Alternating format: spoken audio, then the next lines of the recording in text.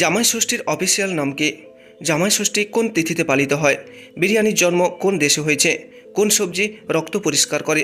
কোন শহরকে রিক্সার শহর বলা হয়? এমন সব প্রশ্নের উত্তর জানতে ভিডিওটি মনোযোগ দিয়ে দেখতে থাকুন। আজকের প্রথম প্রশ্ন, বলুন তো পৃথিবীতে কত কোটি মানুষ বাংলা ভাষায় কথা বলেন? চারটি অপশন: 10 কোটি, 20 কোটি, 30 কোটি নাকি 40 কোটি মানুষ?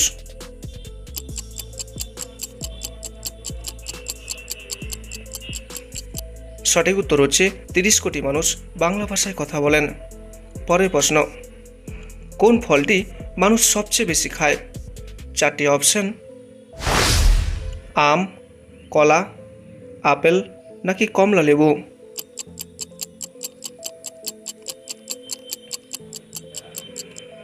সঠিক উত্তর হচ্ছে কলা। দেখা যাক পরের প্রশ্ন, গিরগিটির রং পরিবর্তন করতে কত সময় লাগে?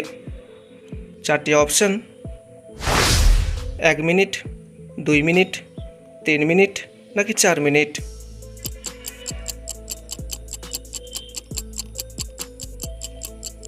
সঠিক উত্তর হচ্ছে 2 মিনিট সময় লাগে। পরের প্রশ্ন, বিরিয়ানির জন্ম কোন দেশে হয়েছে? চারটি অপশন: বাংলাদেশ, ইতালি, পাকিস্তান নাকি ভারতে?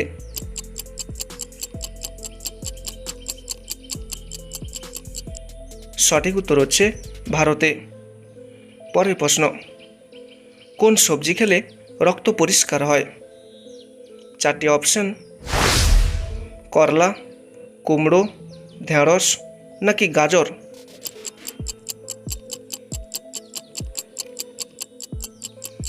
সঠিক উত্তর হচ্ছে করলা, তাই বেশি বেশি একটু করলা খাবেন। পরের প্রশ্ন, জামাই ষষ্ঠী কোন তিথিতে পালিত হয়? চারটি অপশন: পঞ্চমী, ষষ্ঠী, চতুর্থী নাকি প্রতিপদ?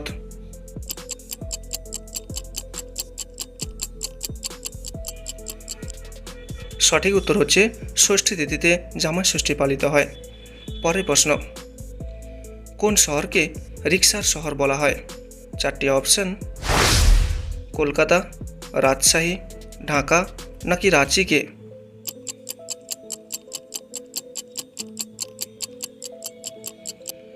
সঠিক উত্তর হচ্ছে ঢাকা শহরকে রিক্সার শহর বলা হয়। পরের প্রশ্ন, জামাই ষষ্ঠীর অফিসিয়াল নাম কি?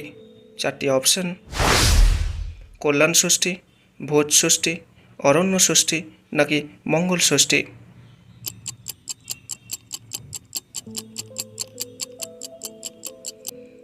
সঠিক উত্তর হচ্ছে অরণ্য ষষ্ঠী। পরের প্রশ্ন, সকালে খালি পেটে মিষ্টি খেলে কোন রোগ হয়? চারটি অপশন: ডায়াবেটিস, ক্যান্সার, মোটাপা নাকি চুলকানি রোগ হয়?